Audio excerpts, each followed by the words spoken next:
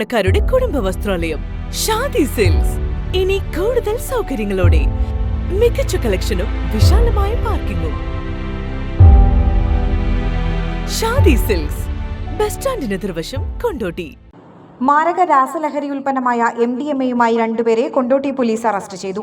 Mini ഊട്ടിയിൽ പരിശോധന നടത്തുന്നതിനിടെ ഊരകം സ്വദേശികളായ കല്ലിങ്ങൽപ്പടി വേരേങ്ങൽ 36 വയസ്സുള്ള മുഹമ്മദ് റാഫി, OK മുറി മരുതിൽ 36 വയസ്സുള്ള മുഹമ്മദ് ഷാഹിദ് എന്നിവരാണ് പിടിയിലായത്. ഇരുവരിൽ നിന്നും 3 ഗ്രാം MDMA പിടിച്ചെടുത്തതായും സഞ്ചാരികളെത്തുന്ന മിനി ഊട്ടിയിലേക്ക് വിൽപ്പനയ്ക്കും ഉപയോഗത്തിനുമായാണ് ലഹരി വസ്തു എത്തിച്ചതെന്നും പോലീസ് പറഞ്ഞു.